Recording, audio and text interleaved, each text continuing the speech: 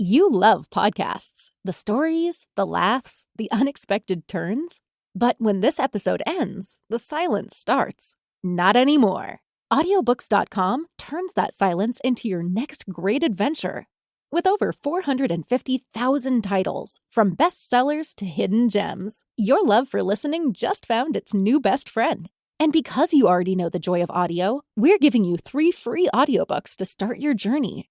Imagine your favorite podcast, now with unlimited episodes.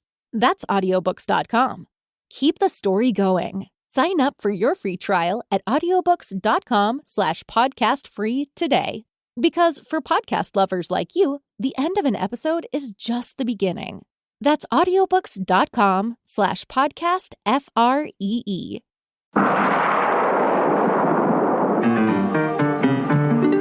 Welcome to All About Agatha, the podcast dedicated to reading and ranking every single mystery novel written by the Queen of Crime, Dame Agatha Christie. I am Kemper Donovan, and in this episode, I was fortunate enough to interview Sophie Hannah, no stranger to the podcast, either recently or in years past. Sophie has a new book out, and we discussed the book. We discussed Agatha Christie. You know the drill at this point. We even have an extended gush fest about Death on the Nile, I think you'll all appreciate. The novel, that is, not the Kenneth Branagh feature film extravaganza, which is out in theaters in the US today. I have not seen it yet, but I cannot wait. And before I get all sidetracked, let's just move things right along and go straight to the interview. So I am sitting down once again, yet again, with our dear, dear friend, Sophie Hannah, who we've spoken to so many times at this point about so many things. We've spoken about her Poirot continuation novels. We did an episode about one of the many standalone mysteries/thrillers that she writes. We, of course, even had her on to guest co-host quite recently for Passenger to Frankfurt, which was an unmitigated delight.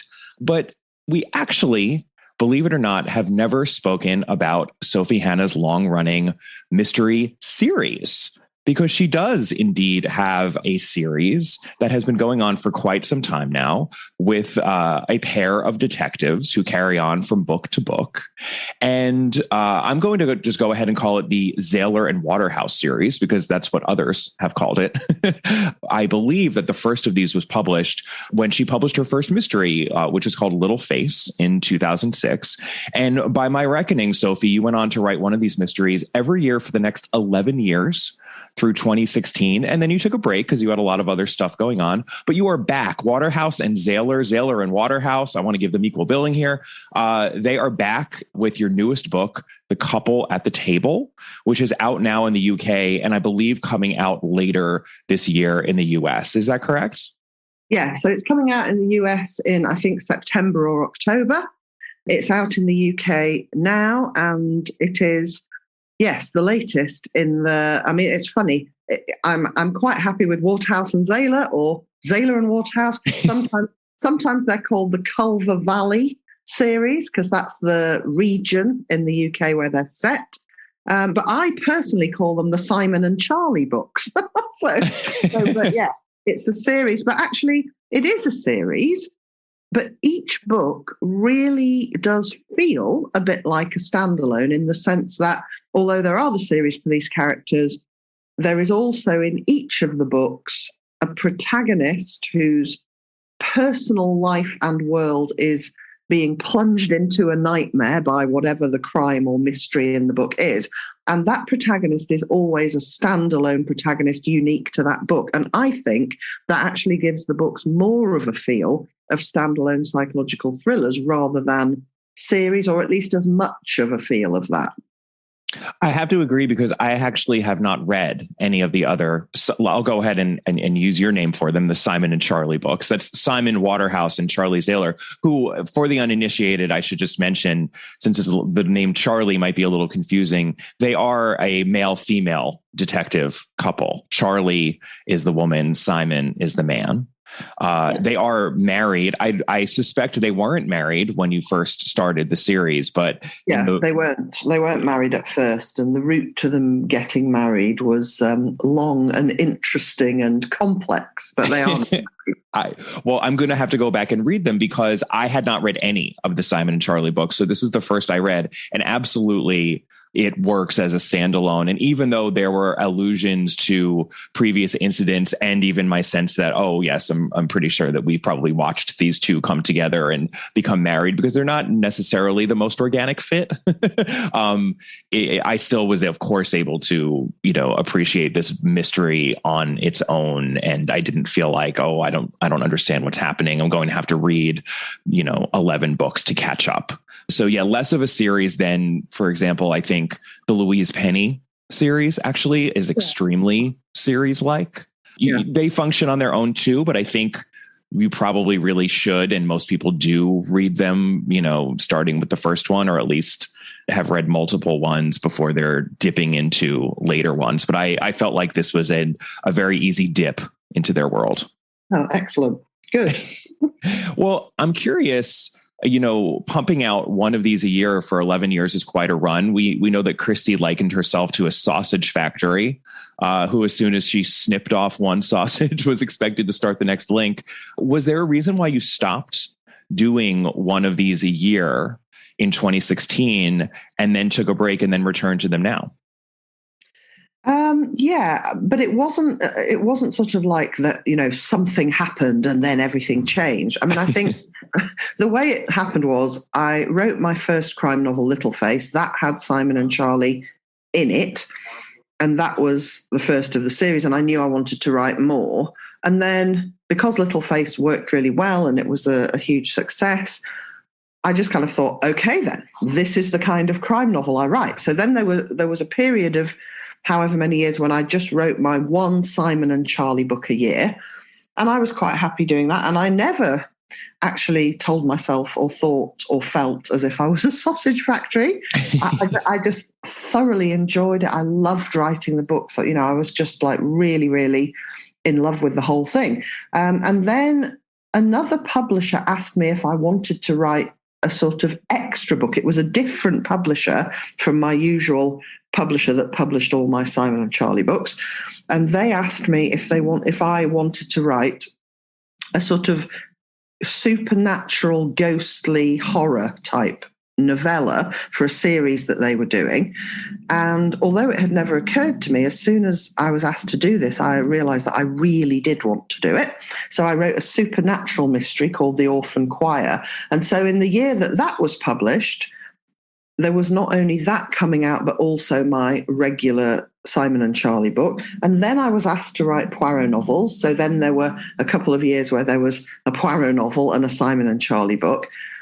And by that point, I'd kind of demonstrated to myself that actually it seemed that I could write lots of different kinds of books. And, rather than just assume that the next book would always be Simon and Charlie, I had all these choices. And, almost immediately afterwards, I had an idea that I really loved for a completely standalone book, contemporary, but it was neither Poirot, obviously, and it wasn't Simon and Charlie either.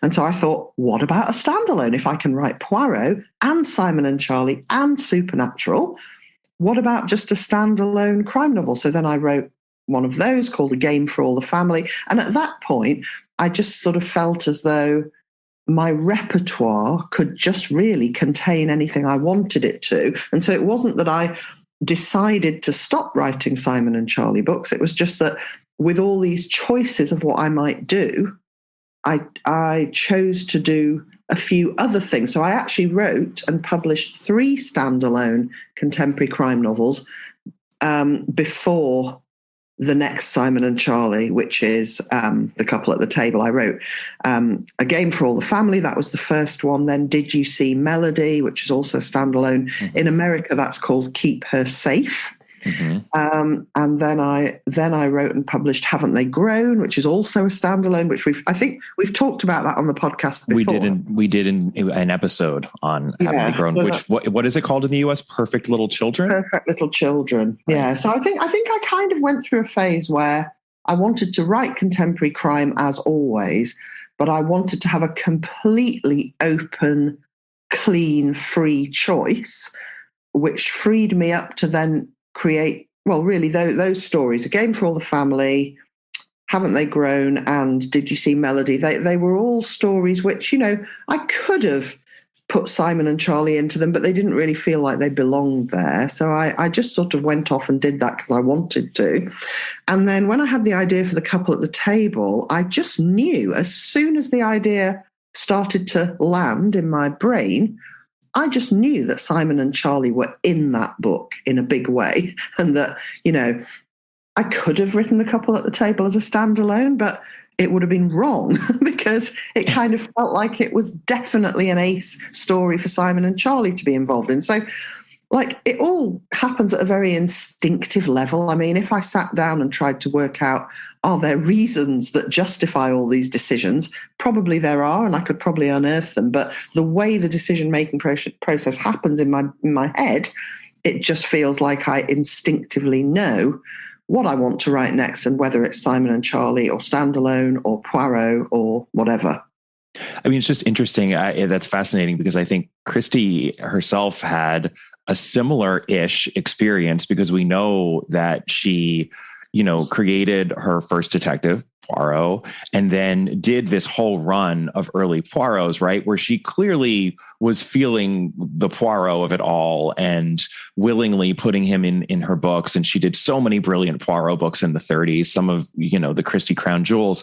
And even though this whole thing, I think, does get overblown, her quote unquote hatred for Poirot and her annoyance with him, there is this, a little bit of a sense, she did say Sad Cypress, for example, she wishes that had been a standalone and that she hadn't put Poirot in it, and that perhaps there was a little bit of pressure from her publishers to insert Poirot into some of these stories. It sounds like you didn't have a similar pressure, and you were able to kind of break free because that just felt like the right writerly thing to do for those books. And Christie did that also, obviously. I mean, she certainly branched out from Poirot, but it's interesting to just write so many mysteries with a detective in them, or in your case, a pair of detectives, and then to have that impulse to kind of branch out. But I think that's just very natural too.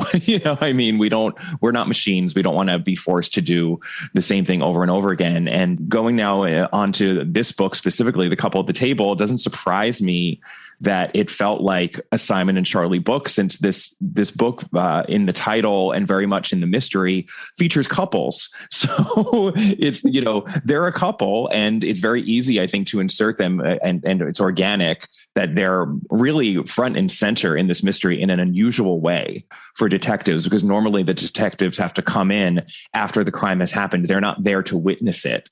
And in this one, they are. And, I don't want to spoil the mystery for any readers. I encourage everyone to go out and read it, because I think if you're a fan of Christie, you will really enjoy this book. And the way that I would like to talk substantively about the book for a bit is to talk about the Christie influences and the Christie references that you make without being spoilery. I'm going to have to finesse this a little bit, Sophie, but I think at the outset, the book that it very obviously seems to be referenced of Christie's, or that's how it felt to me, is Death on the Nile. Oh, I'm so glad you said that. I'm so glad you said that. And in fact, You're completely right. You're completely right. And in connection with that, I think it's worth pointing out that what you've just said about, Simon and Charlie, rather than arriving at the scene to investigate the murder, they're already there when the murder happens. That too is a Death on the Nile feature, isn't it? Because Poirot is there on his Egyptian trip when all the murders happen, isn't he? So I've only just thought of that and realised that now. So I've no idea how subconscious, whether that was just a coincidence or whether that was a subconscious thing. But it is definitely a thing that the couple at the table has taken from Death on the Nile, another little detail that they have in common.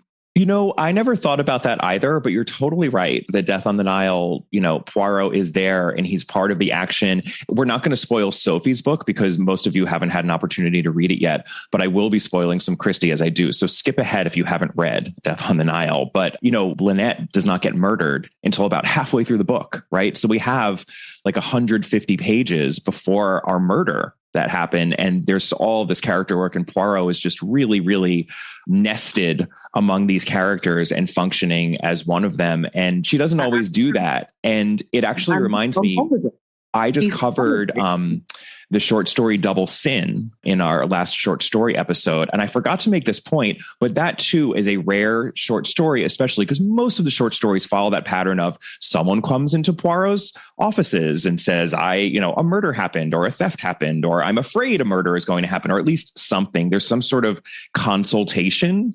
And then Poirot goes and he investigates. Double Sin is a rare short story in which Poirot and Hastings go on a road trip, and then something happens on that road trip. So they are there and they are part of the action. And I think it's actually part of why the adaptation for that, I enjoyed it so much, because they didn't have to make up how to insert Poirot into the action, which is what that series always had to do to make it dynamic for television. And sometimes I think it would, stretch credulity a little bit, but it's so much more fun when you can do that and you can do it convincingly. And Christie 100% does that in Death on the Nile, which is probably part of why that book is so good.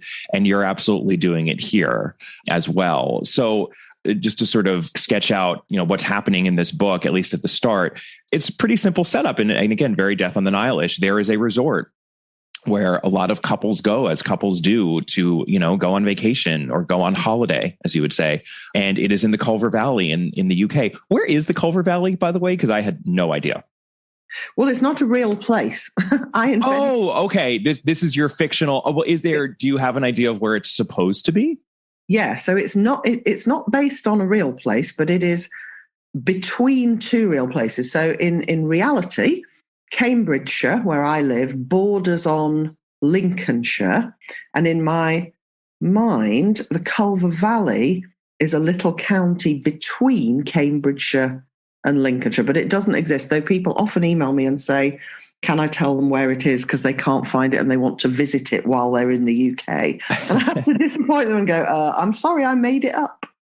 Well, it's funny because living in Los Angeles, my reference when I hear Culver is Culver City, which I worked in for over a decade. I live quite close to Culver City. So I was like, I guess I just don't know where the Culver Valley is, but I'll have to ask Sophie about that. That was one of my questions. So good to know.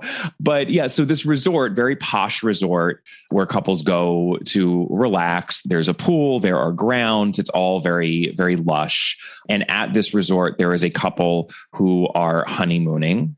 And there is another couple who are affianced. They're engaged. And there is a love triangle situation here among these two couples that is just very, very much Death on the Nile. And just as a little reminder, in Death on the Nile, we have one woman, Jacqueline, who begins the book with her fiance, Simon. And then Simon is stolen, essentially, by the beautiful heiress, Lynette Ridgway. And they go on their honeymoon on a cruise down the Nile. And Jacqueline, or Jackie, as she is referred to in the 70s movie, a lot more than she is in the book. She's mainly referred to as Jacqueline in the book, so I'll call her that. Jacqueline follows them. And she sets about to ruin their honeymoon. And then, of course, the mystery really takes off when Lynette is murdered.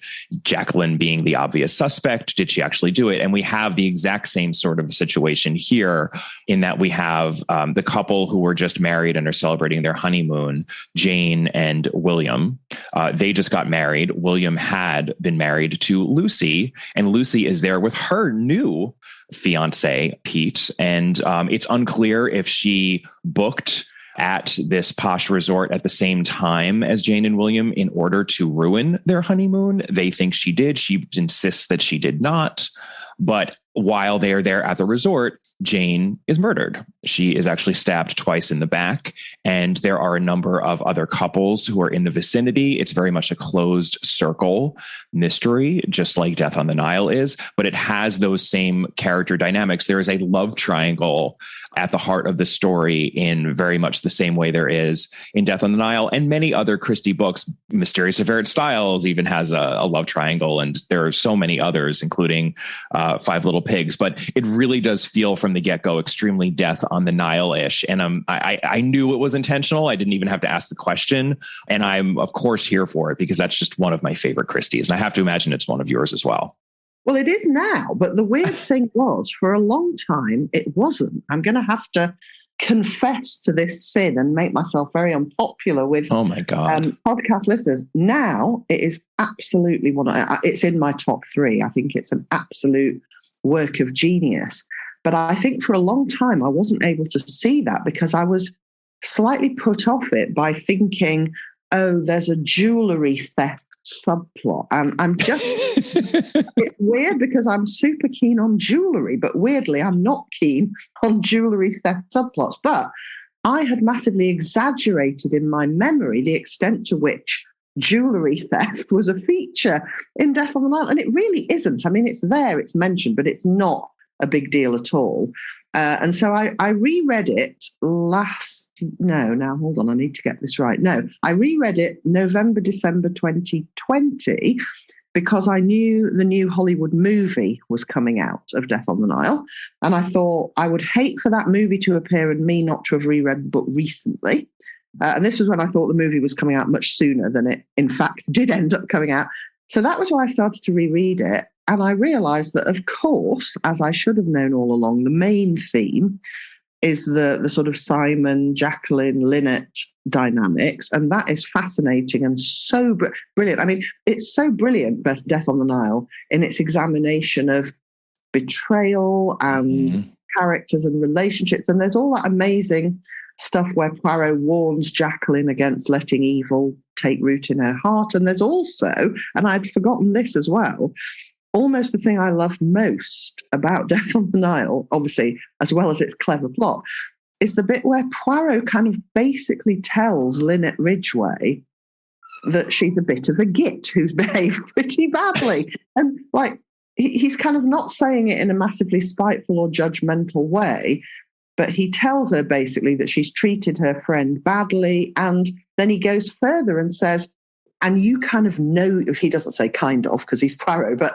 in effect, he says, you know you've treated her badly. And the reason you're so vehement about wanting her to go away is because she reminds you of your own deep down knowledge of your own terrible behaviour. And I just thought it was just so brilliant. So at the same time as I was rereading Death on the Nile and making it one of my favourites, having not had it occupy that position for ages, I was also having other ideas, like the thing about the thing from the couple at the table about the tables and the anonymous note and the specific mystery plot.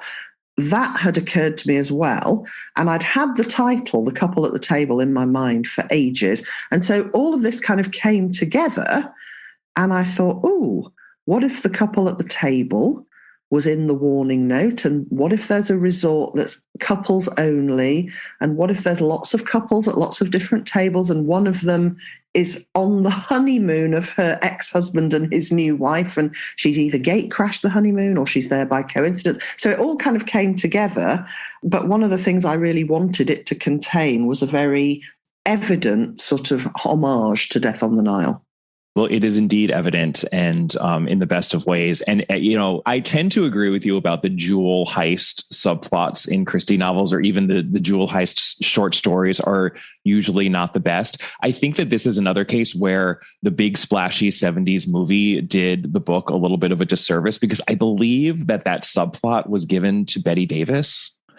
And even though it doesn't feature super heavily in the movie, I think we remember it a lot more because of that. It's really, it is in the book. It is there. And she just, she dispenses with it as she needs to do. She ties off that loose end, but it really does not in any way overwhelm the book. And that book, there are two books that I always point to when people make the falsehood that Christie's not good on character.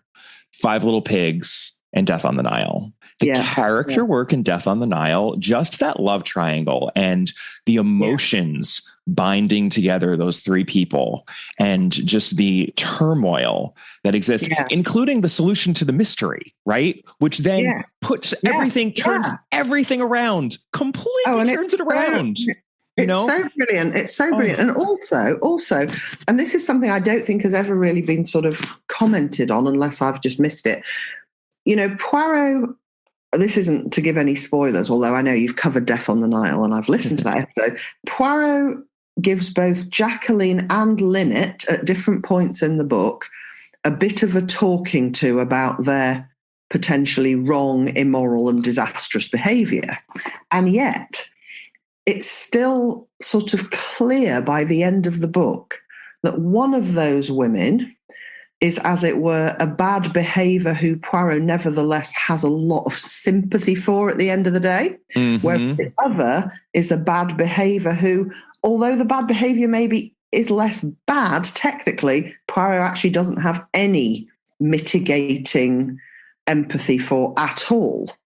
And I think that's really interesting. Like, who I sort of feel as though at the end of Death on the Nile, if someone were to interview Poirot about his slightly dramatic holiday that he's just got back from, and if they said to him, look, ultimately, who do you feel more sorry for, Jacqueline or Lynette? Or who do you think is kind of a worse human being? I think he might say Lynette, because even though Jacqueline behaved far worse, she had suffered a massive betrayal by her friend, whereas Lynette did something terrible to Jacqueline that no best friend should ever do, and she didn't need to. As Poirot pointed out, she had a great time and a great life already, and she should never have considered her best friend's husband as fodder for falling in love in the first place.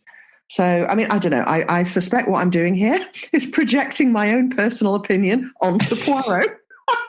Easily done, especially when you write novels about Poirot.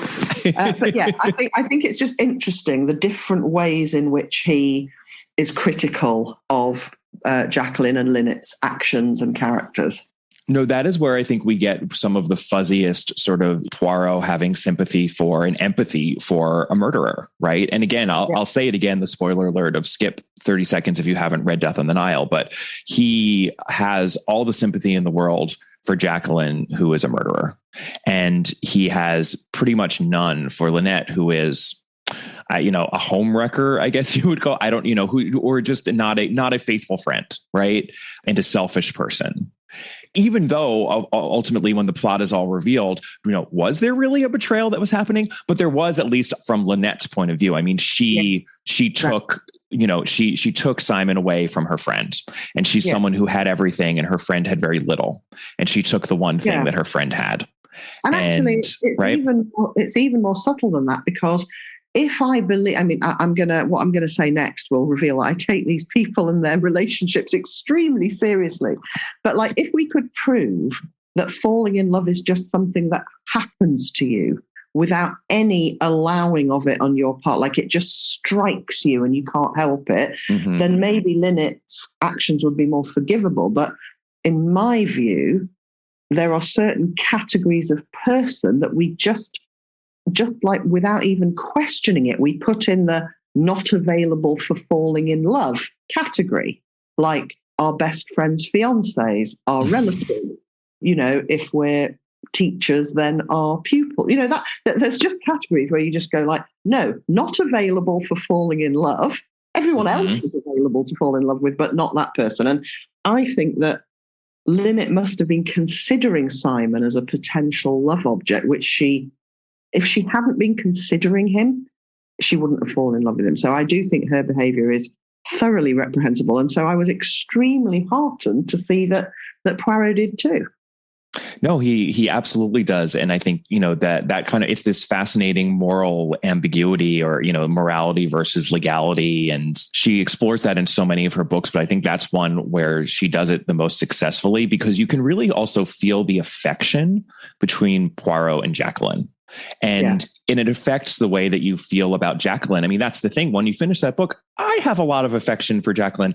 I remember someone on Twitter once saying, you know, when they finish Death on the Nile, the devastating thing about it is that you almost want Jacqueline and Simon to be able to be happy at the end, to get away with it, not for Simon's sake at all, but for her sake.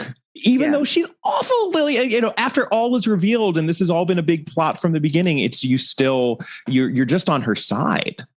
And it's amazing that Christie is able to do that. And that's all character work. And it's really fascinating. But yeah, I mean, you're playing around with a lot of the same things. And so the fun is for anyone who's listening to this podcast and who goes and reads Sophie's book, what you're going to then be wondering from almost, you know, the second that you realize the setup here is, okay, well, is the same thing going to happen here? Is there going to have been an alignment behind the scenes? Surely she can't do the same thing. And I'm not going to spoil anything. I'm not going to say that you do the same thing or don't do the same thing, but you're doing a lot in this book. And it's really fun to second guess you. That's what I was doing. I was like, what is she going to do with this? Given that this is Death on the Nile, we can't end up in the same place. And you explore, I think, a lot of these issues brilliantly and really interestingly with these characters. Yeah. And I mean, I don't think it's a spoiler to say that, no, it really isn't, because there's so much, you know, it's a massive mystery and no one, touch wood, will guess the solution. So I don't think it's a spoiler to say it really doesn't end up with the solution that Death on the Nile has at all in any way. So the ex-wife and the husband who's now married to the new woman who gets murdered are not involved in any kind of conspiracy, and they're not secretly still together, and they don't kill the wife together. Like, none of that is the case at all. And that's, you know, for me, that would go beyond an homage to taking someone else's plot twist. Right. And one of the things I love most about writing crime fiction is inventing the plot. So I always want to invent my own plots. So yeah, that's where the similarity ends. I mean, perhaps we should also tell listeners that the sort of basic premise and hook of The Couple at the Table, which is also very different really from Death on the Nile. So the hook is Jane Brinkwood. She is the new wife. She's on her honeymoon with new husband William at this couples only resort, and she receives an anonymous note which says, it's pushed through the letterbox of her holiday cottage, and it says, beware of the couple at the table nearest to yours. This doesn't really mean very much to Jane, but when she and William go for the next dinner at the resort, Jane sees that the tables have all been moved around and there's only one table free for her and William to sit at. And it happens to be at the centre of the dining terrace. And all the other tables are in a circle around Jane and William's table. So Jane then sees that actually there is no table nearest to her and William's. All of the other tables are equidistant from her and William's. And because the tables have been moved into that position during the night, it really looks to Jane as though somebody has gone to great lengths to make that warning note meaningless, in which case, why bother sending the warning note at all? So Jane is completely baffled. But luckily for her, her bafflement doesn't last very long because she's murdered about an hour later. She's then dead. And the police, in the form of initially Simon and Charlie, who are on the scene because they're on holiday at this resort as well. The police soon established that nobody could have got into the resort who wasn't there that night officially, which seems to narrow things down to the couples who are at the resort and the staff at the resort and nobody else. But then a few, hours into the investigation, the police also believe that they've established that nobody in the resort could have done it either, which of course then means that they don't know anything, because if no one inside did it and no one outside did it, and yet it got done, then clearly they don't know what's going on at all. So that's the sort of mystery premise. And obviously it has another sort of Agatha-ish feature, which is it has the form of a locked room mystery in the sense that I've just described. So it's not a room, it's a resort, but there's still the nobody could have got in, nobody on the inside could have done it. How on earth is this impossible thing actually going to turn out to have happened?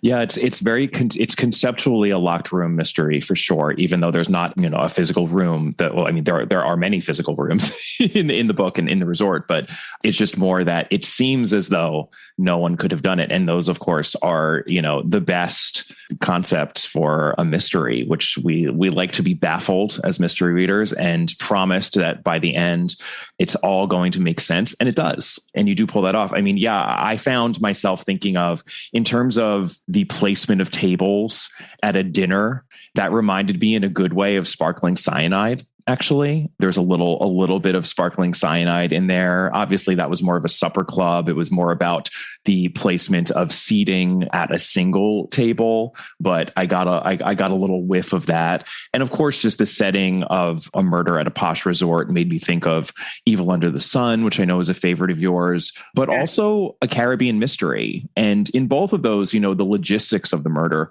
who was where, when, while not being the only means of solving the murder, those logistics are not insignificant to solving the murder. And I can say the same here, that it actually ends up being important who was where, when, in terms of figuring out what actually happened and how this was pulled off. And you also have a map in this book. And here's where I read a version of this with a hand-drawn map. And I had to ask, did you draw that map, Sophie? I did. And it was about my 30th attempt because, as it turns out, not just anyone can draw a good map.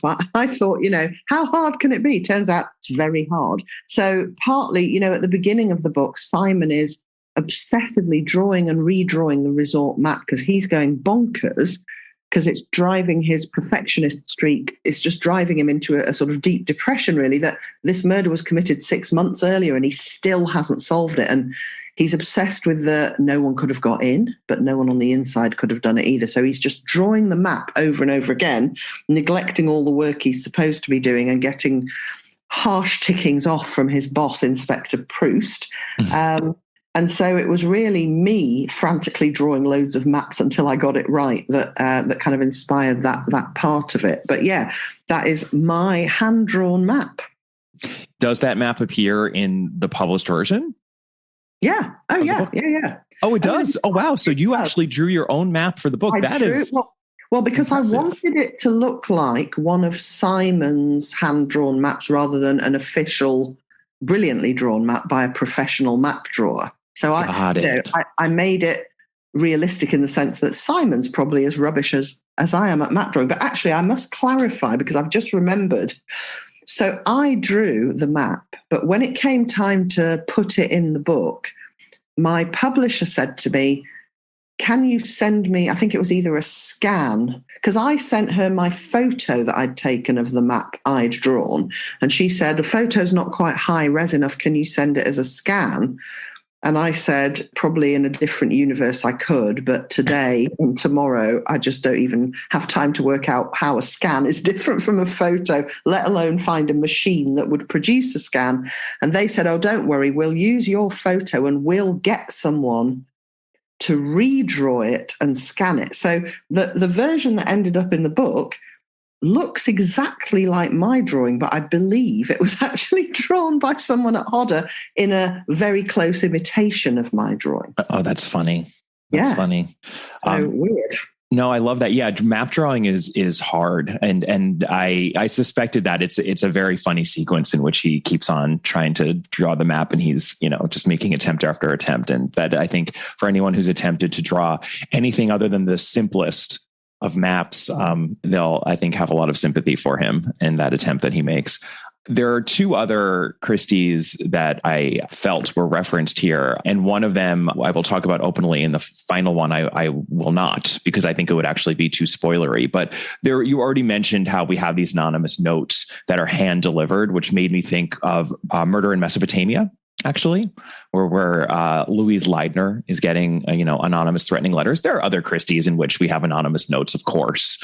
But it's interesting because I hadn't remembered that until you said it just now. Oh, really? Well, that one just has also a similar closed circle feel. They're on a dig, obviously. Yeah. They're not at a resort, but I immediately thought of Louise and the hand. And it was the fact that they were hand delivered. So you know that whoever is doing this is on the scene. Very different solution to who's delivering the letters in Murder in Mesopotamia versus in your book as well. But the final reference to a Christie book, I'm not going to reveal, but it's my favorite because it's really a meta reference. Yeah, I know exactly the one you mean. And let's not mention that, but I won't. But anyone who reads it will recognize in a big way a reference to a very famous Agatha Christie novel.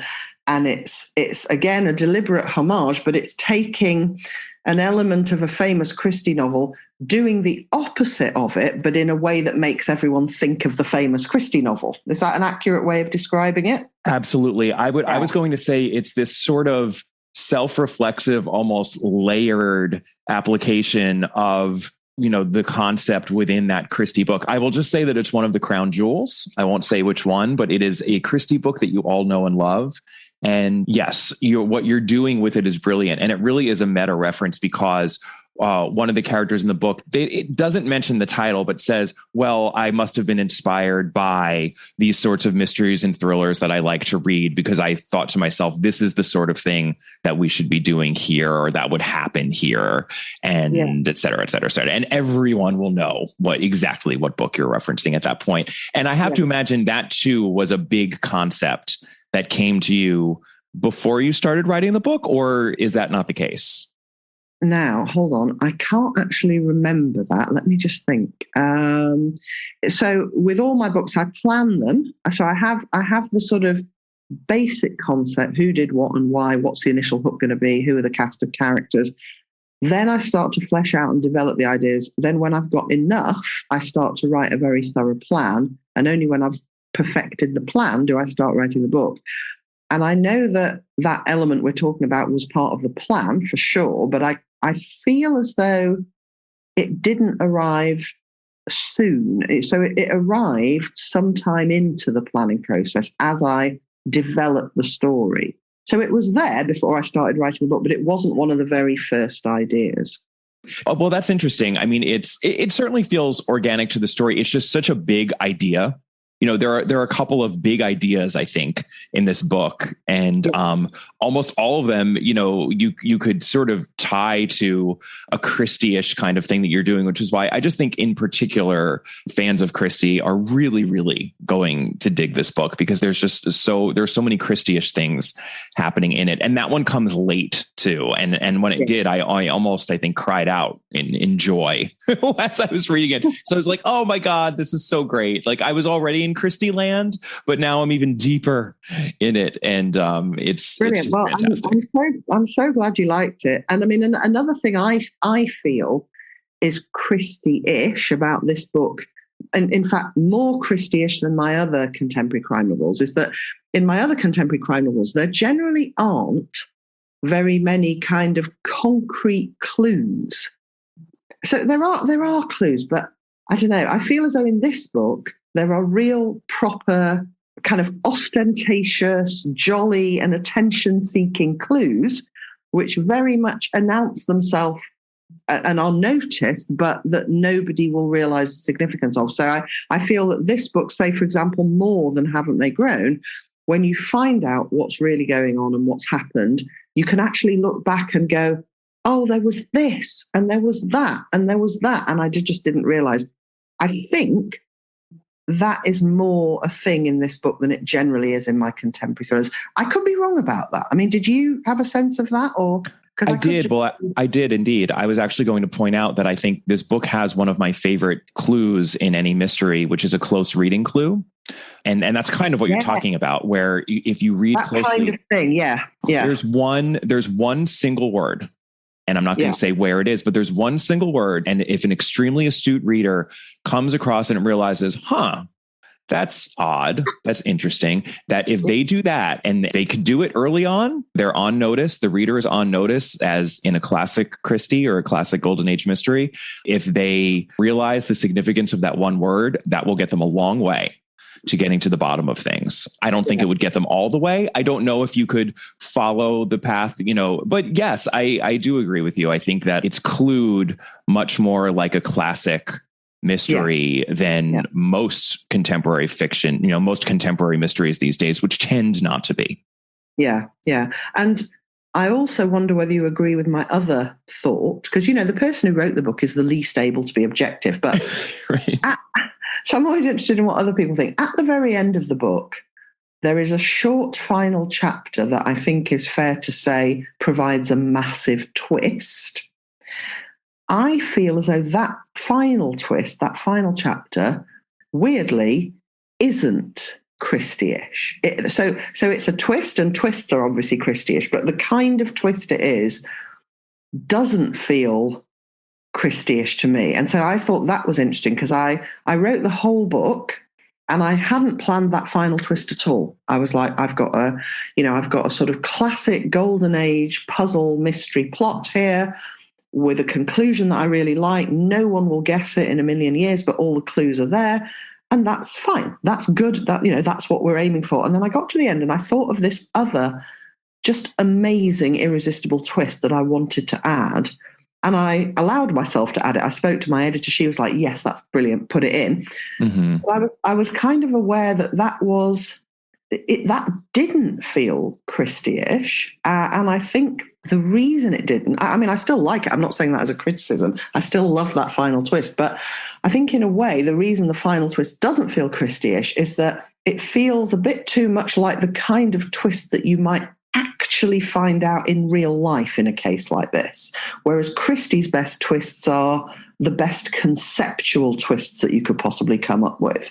Well, I think there's something kind of almost like unglamorous about my twist that makes it feel more realistic modern crime fiction than glamorous Christie world. But I could be wrong. Well, no, you know what? I think you're right. I'll use conceptual versus character-based. It's very much a character-based. It's involving more than one person, but it's a character-based twist. There's nothing sort of conceptual about it as to the plotting of the mystery, so to speak. And I think that Christie's twists almost always are conceptual and not purely character-based. And she does leave loose ends, and she sometimes pulls the rug out from under you, even at the ends of her book, so that we don't have the, neat, happy little bow tied off that people like to pretend we always do at the end of a Christie. There is often more going on there, but only a little bit more. You know what I mean? Yeah. And it's usually, if it is going to be something as to character, it's not going to be a big twist like that. And all of her true full twists, which this really is, are tied, I think, to the underpinning of the mystery somehow. And in a way, this one really isn't, because it's much more, I think, typically contemporary because it's character based. And I think contemporary mystery, which is interesting, I've never really made this statement before, but I think it's absolutely true that I think for the most part, even though people do write plot-based mysteries and they write, clued mysteries that are true puzzles, the way that they're written and the way that they're almost presented in the book is not as baldly puzzle-like as they were in the golden age. And I think Christie, even though, as we were just speaking about, does amazing character work in so many of her books, she still adheres more to the puzzle model so that she wouldn't do a twist like that at the end. But what you're doing is much more in line with what I think a lot of contemporary writers do, because they don't shy away from character and they don't worry so much about the underpinning of the plot. Does that make sense? Yeah, exactly. I think that's very well put. But yes, I did enjoy that twist at the end. I'm basically just trying to entice anyone and everyone to read this book, because I do think you'll all really enjoy it. One final question on the way that you structured it, because we sort of alluded to this with, Simon drawing this map over and over again and obsessing about the murder and not being able to solve it. But this is not told in a straightforward linear fashion. It's told in two different timelines. One is as the murder actually plays out at the resort at the time that it's happening. And the other is approximately 6 months after the fact, as Simon and Charlie are reinvestigating at what is swiftly becoming a cold case, but not quite, and trying to figure out who done it. And we meet up with all of the other characters. And a lot of those sections are narrated from the point of view of Lucy, actually, although we do get a lot that's narrated by Charlie, which I have to imagine might be a consistent thing that you do in this series, that you have a lot of this from Charlie's point of view, although you tell me. Yeah. I'm curious why you decided to frame it this way. It's a little bit of a complicated framing device, actually. What you mean, to have Charlie and Lucy? To have Charlie and Lucy, so we have two first-person narrators and two timelines, essentially, and we're flipping back and forth between them throughout the book. One of the reasons I decided to do that was because that is the format of all of my Simon and Charlie books, and I know what you mean. It's more, I guess, elaborate than a straightforward same narrator all the way through, or same narrative perspective all the way through kind of story. But I nevertheless don't think it's that complicated. I mean, basically, you've got police point of view, and that's either Charlie or Simon, because they switch. We switch between his and her perspective. But we've basically got protagonist who is unique to that book. So Lucy, her point of view in the odd-numbered chapters, and the police point of view in the even-numbered chapters. And that has been the sort of pattern, as it were, for all of my Simon and Charlie books. And it's because I really like, if you've got series police characters, I really like them to not hog the limelight and to share the sort of ownership of the story with the person whose actual own personal life is being torn apart by these events. Because I think however obsessed you are as a detective with a case, it's not your personal life. It's your work. And so I for Littleface, my first Simon and Charlie book, I really wanted to show that however bothered about this mysterious case the detectives were, the person who's, claiming her baby has been swapped for another baby and no one believes her. That's the hook of Littleface. It's going to be worse for her. It's going to be more urgent for her than it is for even the most obsessed detective. And so that's the same with Lucy and the couple at the table. I mean, Simon is obsessed in a kind of perfectionist, I want to be the brilliant detective who solves everything kind of way. But Lucy desperately wants and feels as though she needs to know who has killed this woman who so horribly betrayed her and, as she sees it, stole her husband, brainwashed him, stole him, ruined her life. Someone's, very kindly, from Lucy's point of view, murdered this woman. Lucy really wants to know who that is because she kind of feels a bit of an affinity with them. She also feels a little bit as though her nose is out of joint because she sort of feels as though, although murder is obviously wrong and no one should ideally do it, if anyone was going to murder Jane Brinkwood, it should have been her. And she also wants to know if, by any chance, William, her ex-husband, might have murdered Jane. Because if William murdered Jane, then she might just fall in love with him again. But William is very adamant that he didn't murder Jane. So, you can see all of those kind of psychological, interesting details you just wouldn't get if you only stuck to the police perspective. But also, I need the police perspective because Simon and Charlie's relationship and thoughts and how it looks from their angle is really needed so that Lucy's point of view doesn't become all-consuming. And so it's kind of balanced. In a puzzle-based story, I want the reader to have as many different points of access to the clues and the information as possible so that they can get a more well-rounded view of events. Not so that they could guess, because I don't think anyone can guess, but so that they can at least have a chance of seeing it in the round. That makes a lot of sense. And, it's funny. I was just thinking as you were explaining all the different motivations for why it's very urgent for Lucy to solve this mystery. There's a very obvious motivation that doesn't really feature all that prominently, which is she's the most obvious suspect, right? In that she has sort of the best motive for wanting to kill this woman who stole her husband. Granted, because of what you've set up, there is this notion that she couldn't have done it, right? Because everyone at the resort seemingly couldn't have done it. But I think that in a traditional mystery, even in a Christie mystery, she would have hit that probably a little bit harder. And I think the reason you don't is because it's not really in Lucy's character, because I think Lucy kind of doesn't really care what other people think. And I love what you do with the Lucy character because she is the most obviously sympathetic person here in that she had this horrible thing happen where her husband left her and, right after she gave birth to their daughter, et cetera, et cetera. And it's even more awful than that, because if your husband leaves you for someone who, was your friend or whatever, that's a pretty bad betrayal. But for Lucy, what's made even worse is that, again, without giving anything away, Jane, in her professional capacity, had a professional ethics, or should have had a professional ethics code that just would have meant that William was not even going to be someone she considered getting involved with. So it's the fact that Jane is not only a knicker of husbands, but also someone who has so thoroughly revealed that she hasn't got an ethical bone in her body because she's in this profession where the ethics would specifically dictate that William would be out of bounds because of her professional relationship with the family. And she doesn't give a toss about that. So Lucy's so caught up in that. You're absolutely right. She's not worried at all that the police might think she did it because she's so embedded in her point of view. She knows she didn't do it. So she's like, that's not what I need to worry about. What I need to worry about is me not knowing who killed this awful woman.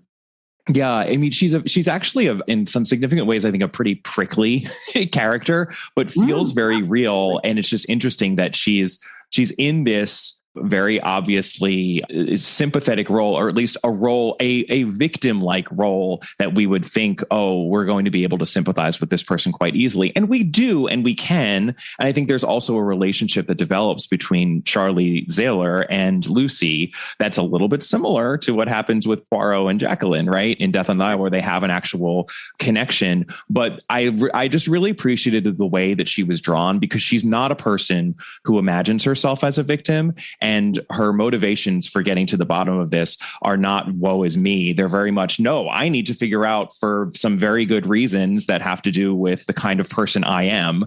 I need to figure out, who this person was. And it definitely, having her perspective, I think, adds to the story. I can totally see why you're kind of bifurcating the perspective. And it's interesting that that's a format that you've actually established for the series. I like the idea that there's a sort of pattern to these Simon and Charlie books, which apparently I'm going to have to check out. But I only have one other question for you as to this book specifically, because we also have another of my favorite subcategory of clues, in that there is one obfuscation that gets cleared up by parsing out the difference between what English and American people call something. Yeah. It has to do with a certain body of water, and differences in American versus British English really are one of my favorite subcategories of clues. Christy has a really good one in Murder on the Orient Express, for example. But Remind me of the one from Orient Express. I mentioned it earlier when I referred to being on vacation versus holiday. I believe one of the characters who's supposed to be British refers to going on vacation. Oh, that's right. Yeah. Right. Yeah. And I think they also say that they make a long distance call as opposed to a trunk call. Which is how the English would have said it back then. So that Poirot knows, that person actually is either American or spent a significant amount of time in the US. So they're sort of lying about who they are.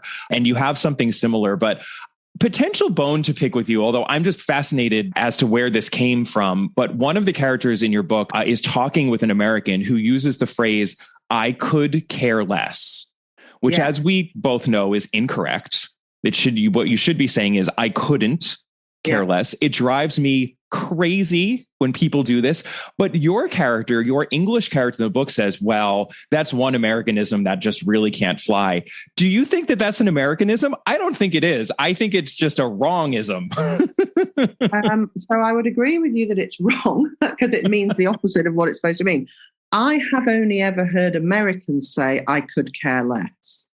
I am very, very sensitive to, you know how you're just attuned to some things and other things you just don't notice. So I'm really attuned to the things people say. And so I know an awful lot of Americans and obviously an awful lot of British people. And so when there are regular differences, I always notice them. And so the could care less thing, I always hear that from Americans. English people say, I couldn't care less. It's just like when, if Americans are talking about a bid, you've put in a bid for something and you say, we won. We beat out so and so. Beat out is the phrase when you win a sort of tender process, whereas a British person would never say that. So yeah, I am fairly sure that I could care less is an American thing. I've never, as far as I'm aware, heard a Brit say that. Oh, that makes me so sad. That makes me sad on behalf of my countrymen and women. Oh, I hate it. I don't believe in collective guilt. I don't think you should bear the blame for this. As long as you don't personally say it, then you're in the clear. Okay. All right. I feel absolved. Thank you. I will take that absolution from you, because I am a stickler for that one in particular, because it's just so clear. It's clearly wrong. It doesn't, you're saying the opposite of what you mean if you say I could care less. Yeah. And there's another one, actually. There's another one that I think it's in the book where one of the American characters says to Lucy, I've got to bust a move. And that's an American expression, like got to bust a move, as in got to go. Right. And she thinks he said, I have a bus, as in the vehicle, a bus, to move from one place to another. And that was something that happened to me.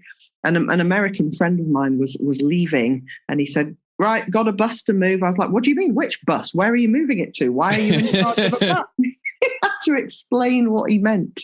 Oh, that's great. That's great. Well, I clearly really enjoyed this book. And again, it's worth repeating that I think anyone who enjoys Christie and appreciates what Christie does as to cluing, and who also just likes homages. And I agree, they really are all homages. You tread that line, I think, very carefully, where you're not stealing from Christie. You're not replicating what she does, but you're taking an establishing concept or just some sort of a scene setting of what Christie does, and then doing your own thing with it. And that's, Catherine and I would always talk about and delight in Christie herself doing that, where she would take the same setup, right, and then do something totally different with it and have a different murderer or a different solution with the same murderer or whatever. I mean, she could just do that almost infinitely, and practically did over her long career. So I feel like you're sort of carrying on that tradition in the best of ways. And I think listeners will really appreciate it.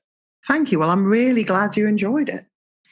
Thank you for being on the podcast yet again, Sophie. I hope that you're going to be on again. I hope you're not sick of me by this point, because it's always just a pleasure to have you on. Not at all. I would happily come on at the drop of a hat. I mean, maybe we could talk about the Death on the Nile movie. Which I am going to see. By the time this is aired, I will probably have seen it, but my daughter and I are going to the press preview screening in Leicester Square. Ooh. Yeah, it's out on the 11th of February. I mean, that thing has been pushed due to the pandemic for years at this point. So I think that's eagerly awaited by many of us. Yeah. Brilliant. All right. Well, thank you so much, Sophie. And we'll talk soon, I hope. Great. Always such a pleasure to speak with Sophie. I really do encourage you to check out her new book. I encourage you to do so at an independent bookstore if you possibly can, including going to bookshop.org online. If you're in the UK, you can go to uk.bookshop.org. I can't wait to hear what Sophie made of Death on the Nile, the movie. I hope she enjoyed the star-studded premiere in Leicester Square. I will actually be giving my own personal review of that movie for my next Patreon episode, which will be going up at the beginning of March. So if you watch the movie in the next few weeks and then want to check out my review, you can head on over to www.patreon.com/allaboutagatha.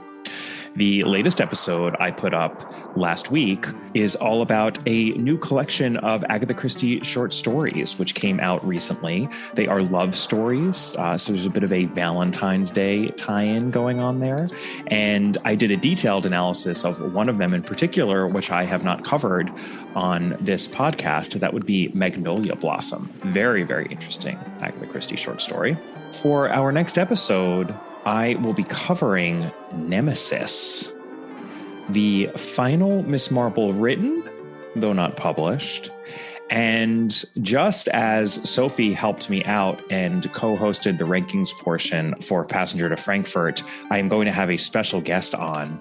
That special guest would be Jamie Berntal, who wrote Queering Agatha Christie, for which Catherine and I interviewed him at this point a while ago. I believe it was a couple of years ago. Catherine and I had been doing this for a while. Jamie also has some new books coming out this year, which I will make sure to highlight in our episode. And he's just a brilliant Christie scholar and a friend. And I have no doubt that we are going to have a rollicking good time ranking Nemesis. And, it's a Miss Marple, so I am obviously over the moon excited. In particular, because I'm going to get to shout out Catherine's Dark Marple theory quite a bit for that novel. So that is our next episode. And in the meantime, if you would like to contact me, please do so. You can email me directly at allaboutthedame@gmail.com. And the podcast is on Twitter at allaboutthedame and on Instagram at allaboutagatha. If you haven't yet done so, please do take a moment to rate and review the podcast wherever you are listening to it. It really will help in the effort to reach more and more people out there. And I'll see you next time. Bye.